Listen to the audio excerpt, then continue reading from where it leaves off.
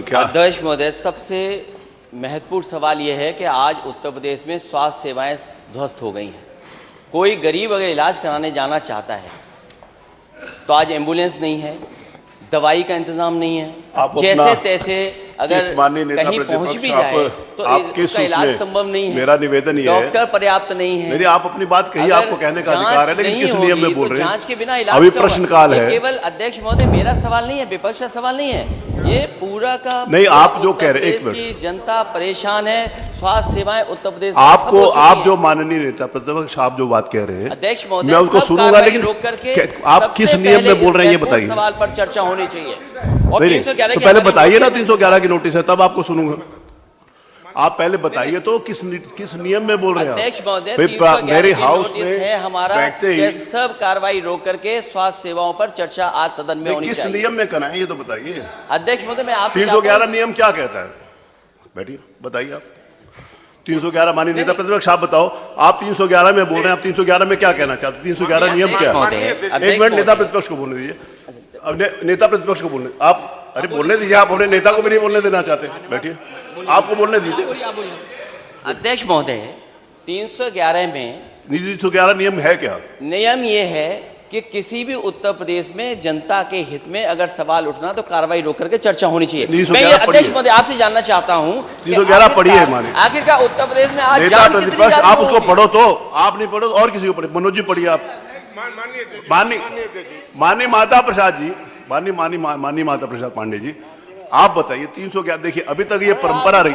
मेरा निवेदन सुन लीजिए, मैं आपसे सुनना चाहूंगा, मैं आपसे सुनना चाहूंगा 311 का मतलब सुना देंगे। हाँ बताइए। आज सारे नियमों को निलंबित करके कौन से नियम को निलंबित करने बताइए? यही 311। माननीय अरे आप बताइए ना, मैं आपसे डिस्कस कर रहा हूँ। माननीय माता प्रसाद जी पांडे अध्यक्ष जी, अगर विपक्ष अध्यक्ष जी नहीं जानता तो आप हम लोग को एनलाइटन कर दीजिए। मैं नहीं हाईलाइट करूंगा, आप एनलाइटन कर दीजिए। अरे मैं उनसे मार्गदर्शन चाहता हूँ, मैं मार्गदर्शन चाहता हूँ। अध्यक्ष महोदय, हम लोग नियम नहीं समझ पा रहे हैं तो आप हमें एनलाइटन कर दो। मैं समझना चाहता हूँ माननीय नेता प्रतिपक्ष, मैं समझना। अध्यक्ष महोदय, जब आप उस पीठ पर बैठे हैं, जब आप अध्यक्ष बने थे, बधाई में मैंने यही कहा था कि राइट की तरफ कम देखना, बाईं तरफ ज्यादा देखना। मैं उधर देख ही नहीं रहा, जब से बैठा हूं तब से आप ही को देख रहा हूं। जिस सरकार को मानव अधिकार में नोटिस दिया हो और ये कहा हो कि प्राथमिकता पे बच्चों का इलाज सबसे पहले होगा, अध्यक्ष महोदय, एक पिता सीतापुर से चला अपने बच्चे को इलाज कराने के लिए, ऑक्सीजन साथ लेकर के आप सुसंगत नियमों में इलाज मिला, लखनऊ में इलाज मिला। तो आप अध्यक्ष महोदय ये बताइए, ये सवाल महत्वपूर्ण है कि नहीं है? मेरे हिसाब से आप जो कह रहे हैं ये निश्चित रूप से महत्वपूर्ण होगा, लेकिन जो प्रश्न लगे हैं लॉ एंड ऑर्डर से लगे हैं, जो प्रश्न लगे हैं आज की डेट में, ये शिक्षा से संबंधित लगे हैं, शिक्षा भी इंपॉर्टेंट है। आप साइबर क्राइम के संबंध में लगे हैं, ये भी इंपॉर्टेंट है। विनोद चतुर्वेदी जी ने लगाया है कृषि योग्य उस बंजर भूमि का, वो कौन सा इंपॉर्टेंट कौन सा नहीं है? जिस समय हम यहाँ चर्चा करते हैं तो हर क्षेत्र के सारे प्रश्न इंपॉर्टेंट होते हैं, सबको लेना मेरी जिम्मेवारी है। इसमें स्वास्थ्य से संबंधित जिस समय होगा उसको भी लेंगे। तो ये मान्यवर, सबसे महत्वपूर्ण है लोगों का जीवन बचाना, और आज सबके जीवन पर खतरा उत्पन्न हो गया है। इसलिए हम माननीय नेता प्रतिपक्ष ने प्रस्ताव किया है कि सभी नियमों को निलंबित करते हुए जो प्रस्ताव है उनका, उस पर आप ग्राह्यता पर सुन लें और उस पर चर्चा करा दें। मान्यवर, ये हमारा प्रस्ताव है। मान्यवर, इसमें इतना समय जाया करने से इतने समय में तो बात आ जाती, इसलिए मेरा। आदरणीय वर्मा जी, मैंने जो अभी तक ये परंपरा रही, नियम 311 के बारे में जब भी चर्चा होती थी तो ये कहा जाता था कि क्योंकि पहले नहीं सुना गया इसलिए नहीं सुनेंगे।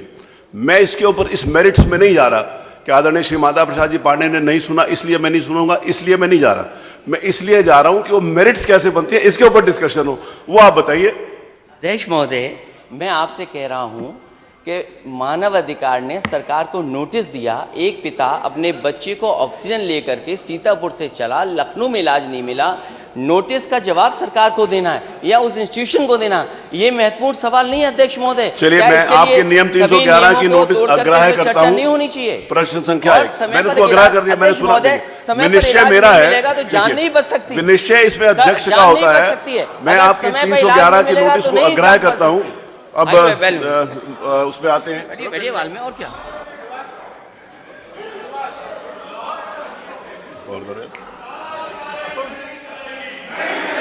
माननीय अध्यक्ष जी, माननीय अध्यक्ष जी, माननीय अध्यक्ष जी, नियम 311 की कोई परिस्थिति विधानसभा के सामने नहीं है। कोई परिस्थिति नियम 311 की विधानसभा के सामने नहीं है। इसलिए ये लोग केवल हंगामा करना, केवल सदन का समय बर्बाद करना और विधानसभा में चुनकर इसलिए भेजा गया कि ये अपने क्षेत्र की बात करें, विकास की बात करें, रचनात्मक सहयोग दें, और ये आप लोग अपनी जिम्मेदारी से भाग रहे हैं। कोई परिस्थिति नियम 311 की नहीं बनती। मान्यवर, ये लोग हाउस का समय बर्बाद कर रहे हैं।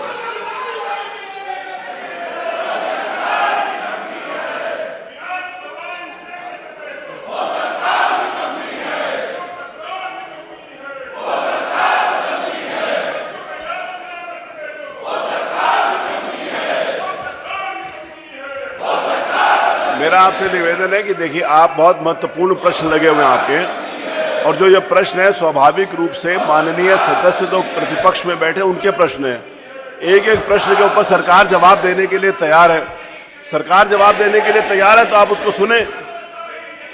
मेरा आपसे निवेदन है कि आप सुने तो सही।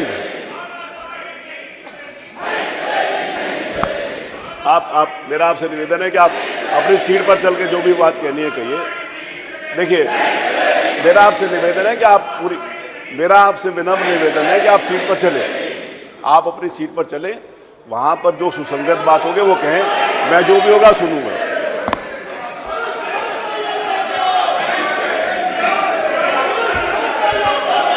मेरा आपसे निवेदन है कि आप वहां चले, अपनी सीट पर चले।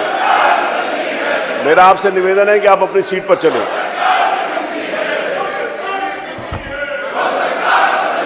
मेरा विनम्र निवेदन है कि आप अपनी सीट पर चलें। आप अपनी सीट पर चलें। आप सीट पर कहिए आप क्या चाहते हैं, मैं आश्वासन दूंगा ना। कुछ बात तो कहें, बिना बात के क्या आश्वासन आपको दे दूंगा। आप अपनी सीट पर बैठे, आप क्या चाहते हैं, आप बैठे, आप क्या चाहते हैं।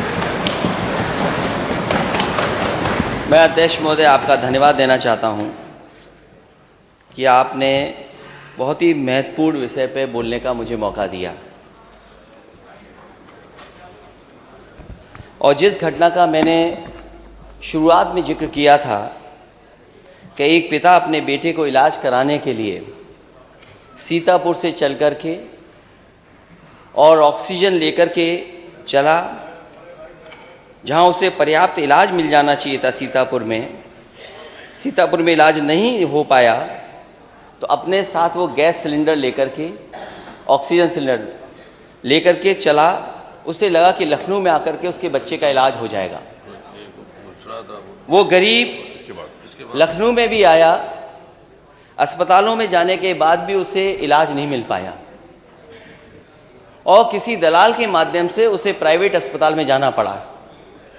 और अब जानकारी मिली है कि बच्चे को भर्ती को लेकर के मानव अधिकार ने नोटिस दिया है सरकार को और उस इंस्टीट्यूशन को कि आखिरकार बच्चे का इलाज क्यों नहीं हो पा रहा है और उसको भर्ती क्यों नहीं किया गया, ऑक्सीजन क्यों नहीं मिल पाई। ये तो एक घटना है, लेकिन अगर हम घटनाओं को जाएं और घटनाओं के बारे में जानकारी करें, यहाँ माननीय सदस्य ग्रामीण क्षेत्र से सब आते हैं। अगर एम्बुलेंस के लिए फ़ोन किया जाए तो आज स्थिति ये पैदा हो गई है कि एम्बुलेंस समय पर नहीं पहुंच पा रही। और अगर ग्रामीण क्षेत्र से कहीं से फ़ोन आया होगा 108 एम्बुलेंस के लिए, तो वो एम्बुलेंस नहीं पहुंची है।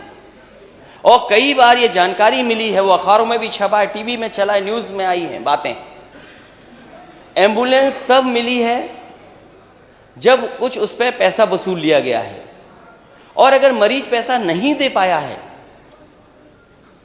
तो उसको वहीं उतार दिया गया। ये 108 सुविधा और 102 सुविधा इसलिए उत्तर प्रदेश में चलाई गई थी और समाजवादी सरकार में शुरू की गई थी कि कम से कम ग्रामीण क्षेत्र में जो लोग दूर दराज में हैं और गरीब हैं, उनके पास इंतजाम नहीं अस्पताल पहुंचने का, वो फ़ोन मिलाएं, जल्दी से जल्दी एम्बुलेंस आए और वो अपने इलाज करा सकें।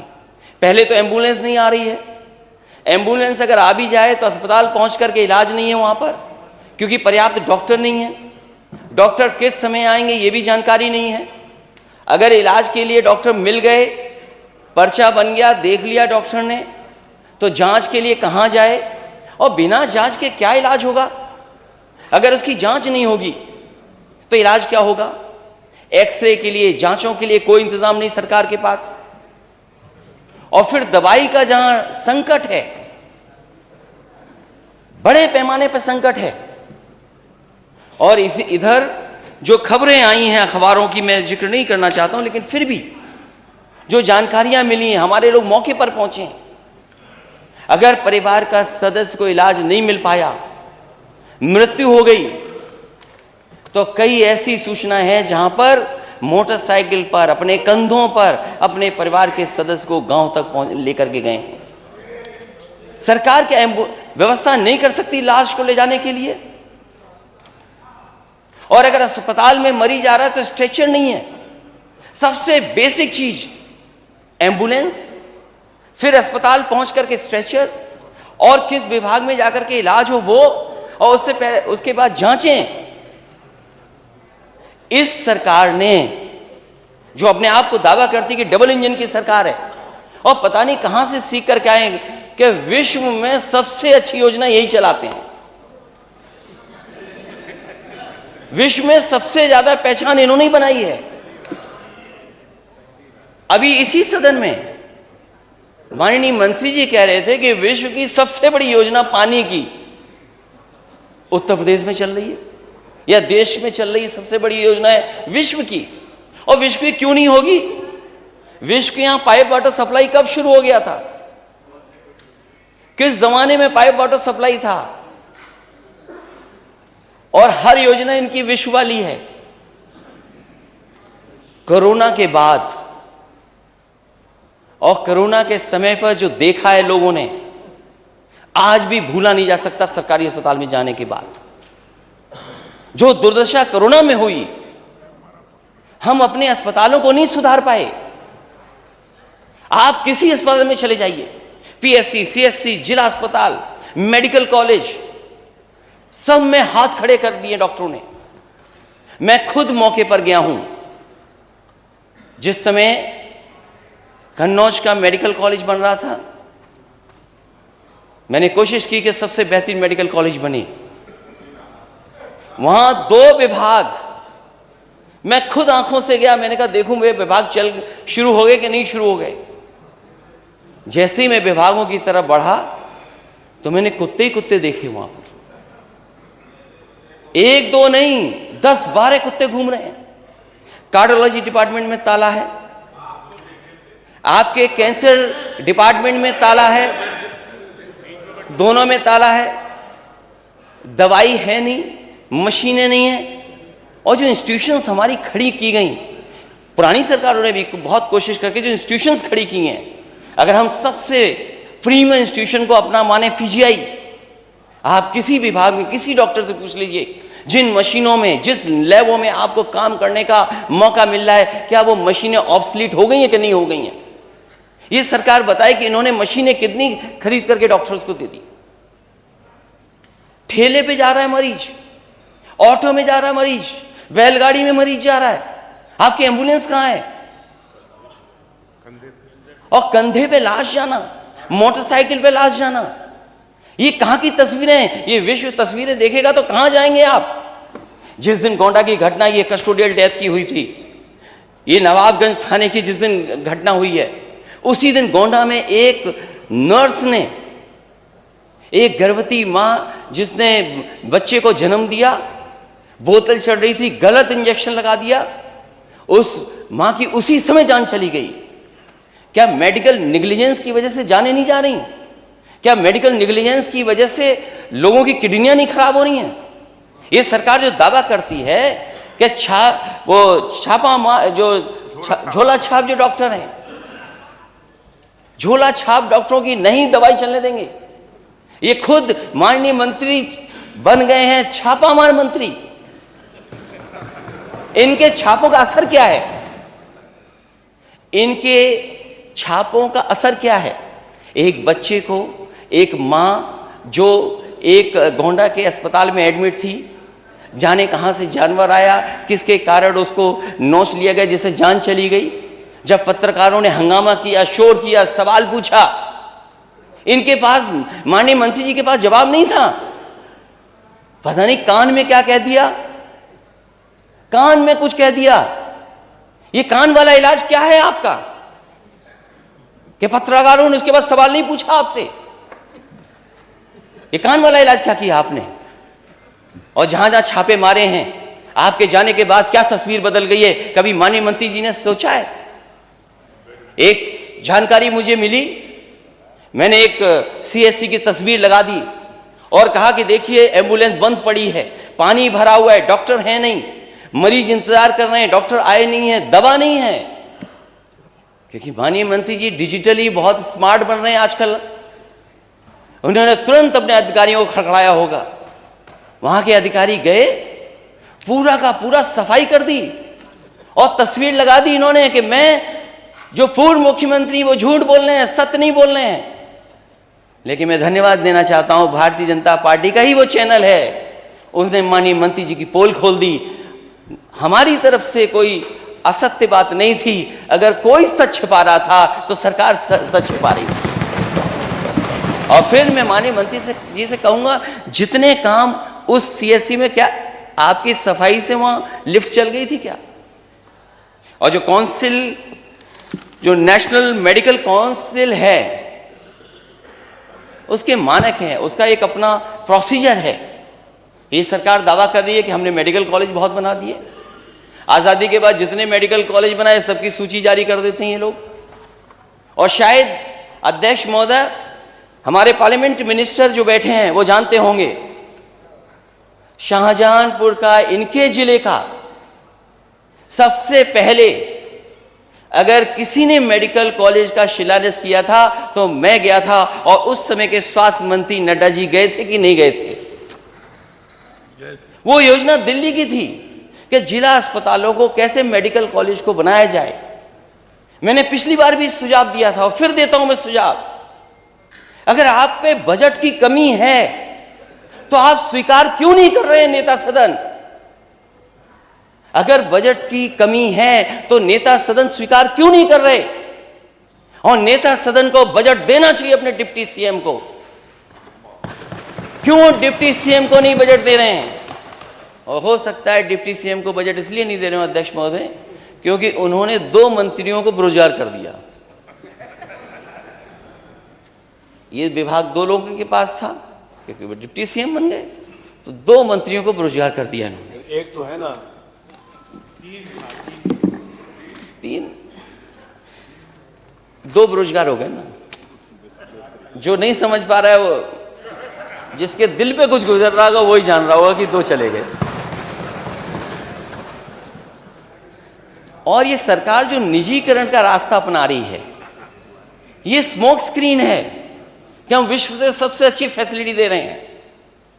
लेकिन सच्चाई ये है कि ये हमारी संस्थाओं को बंद करना चाहते हैं। ये हॉस्पिटल भी बंद करना चाहते हैं, ये सब प्राइवेट हाथों में देना चाहते हैं। रेलवे दे दिया, अभी लॉजिस्टिक्स के नाम पर रेलवे की जमीनें दे दी। पहले 5 साल के लिए दी, फिर 30 साल के लिए दे दी, 35 साल हो गए। आप अध्यक्ष जी खुद हैं कानपुर, इतने बड़े महानगर के आप अध्यक्ष जी डेली खबर सुनते होंगे हैलट अस्पताल का हाल क्या है। और माननीय सदस्य यहां जीत करके आए, बताइए हैलट अस्पताल क्या हाल है? कोई भी जिले अस्पताल में एडमिशन नहीं हो रहा, मरीज का रिफर कर देते हैं। यहां चलाया तो नहीं, आगे बढ़ा देते हैं। मैं नेता सदन के माध्यम से माननीय मंत्री से जानना चाहता हूं, जो इमरजेंसी में आते हैं मरीज, उनको कितना भर्ती कर देते हैं आप? कितनों को इलाज मिल जाता है? आप कह रहे हैं नौकरी मिल जाएगी, स्टाफ की कमी है, आप भर्ती क्यों नहीं कर पा रहे हैं? कितनों को भर्ती दे दिया। और इनका सीधा सीधा है, जो बाबा साहब भीमराव अम्बेडकर जी ने दिया हमें संविधान में, हमें हक और सम्मान दिया, उसको छीनने की तैयारी। आउटसोर्स, ये नया नौकरी देने का तरीका है आउटसोर्स। ये आउटसोर्स पे रख रहे हैं। और आउटसोर्स पे कितना रख रहे हैं? सरकारी अस्पताल बंद हो जाएं, प्राइवेट फूल जाएं, बड़े हो जाएं। वो तो हमें खुशी है इस बात की कि समाजवादियों ने मेदांता अस्पताल बना दिया। अस्पताल में जाते हैं तो लगता है कि अस्पताल है कुछ। और अध्यक्ष महोदय, जिस समय वो शिलान्यास हो रहा था, उस समय उसी अस्पताल के सबसे बड़े मालिक से मैंने कहा कि हम समाजवादी लोग कम से कम ऐसे अस्पताल बनाएंगे जो आपके मेदांता के बराबर लगें। वो इंफ्रास्ट्रक्चर बनना चाहिए। अगर आप विश्व में कंपटीशन दिखाना चाहते हो तो आखिरकार वो इंफ्रास्ट्रक्चर क्यों नहीं बना पा रहे हो आप?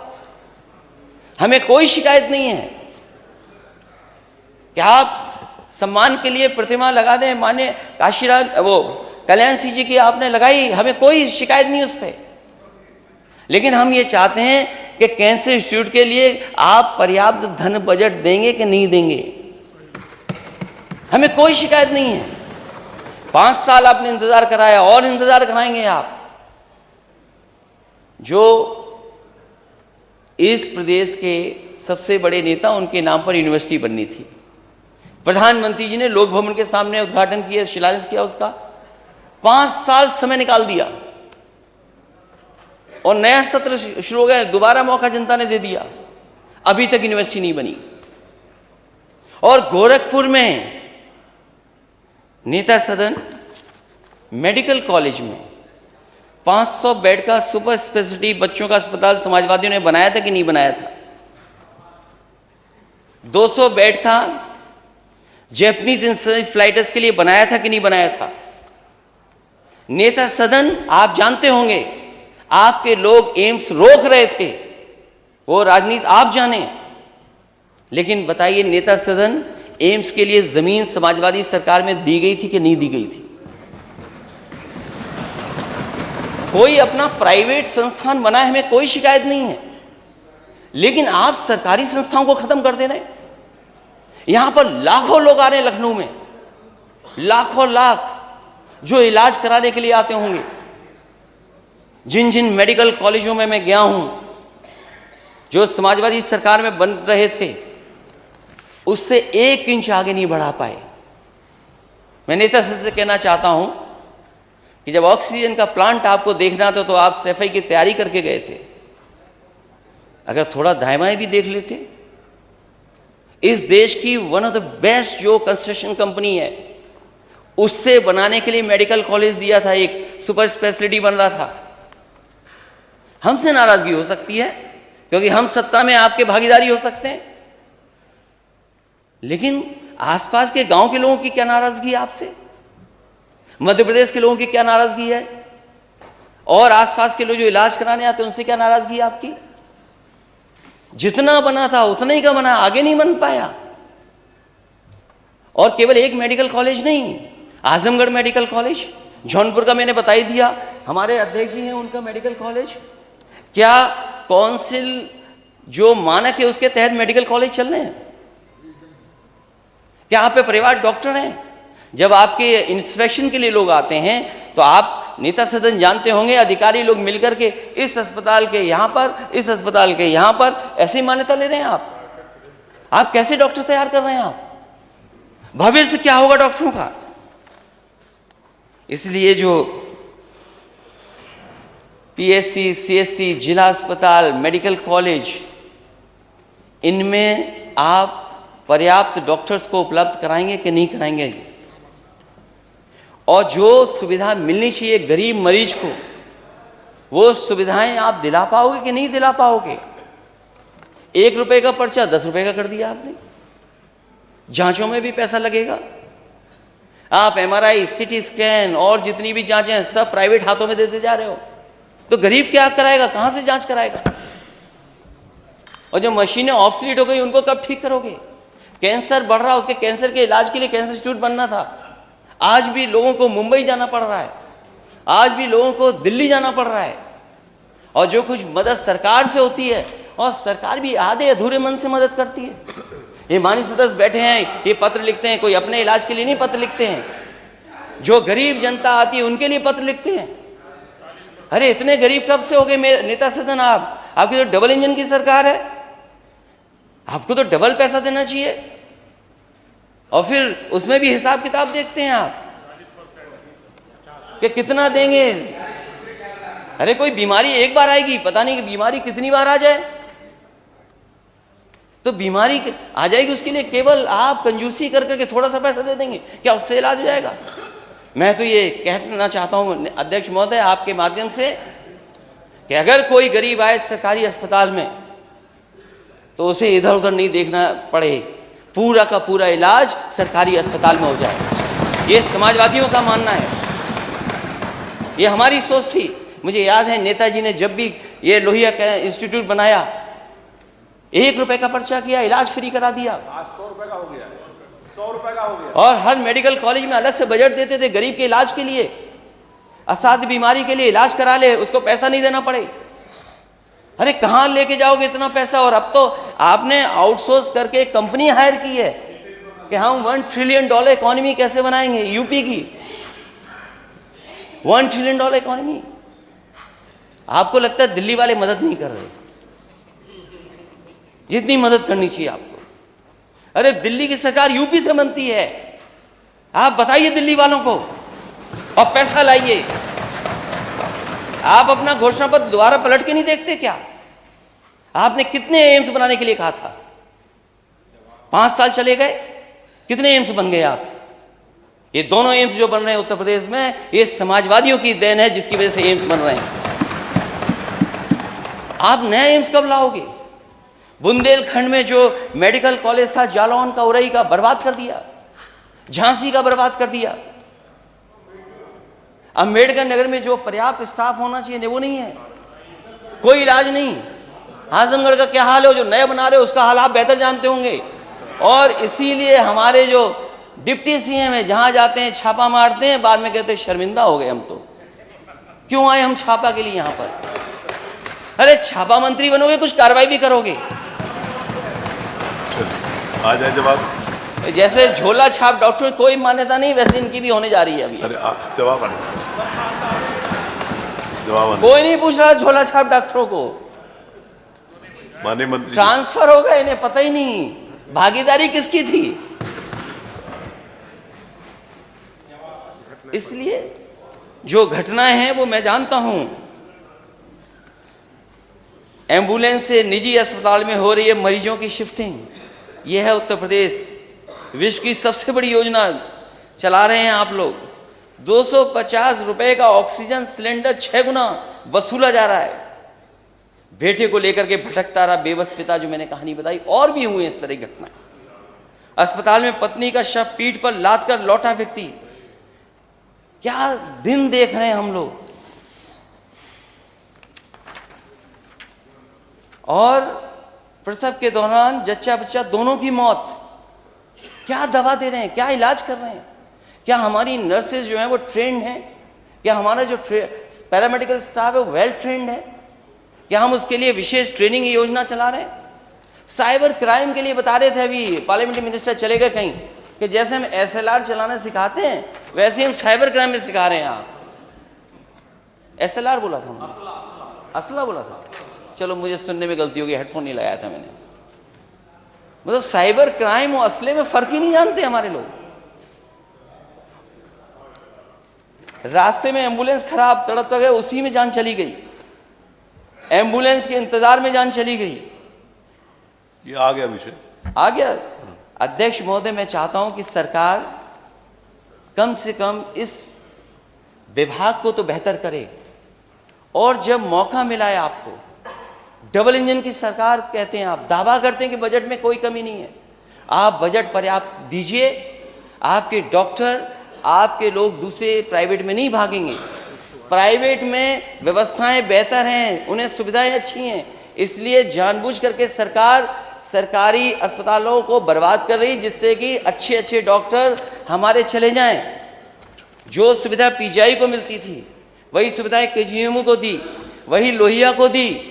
नेता सदन गोरखपुर में कब उन डॉक्टर और नर्सों सबको मिलेगी, या पूरे प्रदेश के डॉक्टरों को या उन मेडिकल कॉलेजों को वो सुविधा कब मिलेगी? आज बताते इसलिए अध्यक्ष महोदय और अध्यक्ष महोदय, मुझे उम्मीद है कि 108 व्यवस्था में सुधार लाएंगे। अगर बजट की कमी हो तो शर्मिंदा ना हो, नेता सदन के पास जाएं, कुछ समझाएं, मनाएं, शायद बजट आपको मिल जाए। बहुत बहुत धन्यवाद अध्यक्ष महोदय। और मैं चाहता हूं कि माननीय मुख्यमंत्री जी, और अभी एक चर्चा दिन अभी तो कि ग्राह्यता सदन में बहुत छोटा है, लेकिन फिर भी अगर इतना महत्वपूर्ण विभाग है, क्योंकि जीवन से जुड़ा है, अब जवाब माननीय मुख्यमंत्री इसलिए मैं अध्यक्ष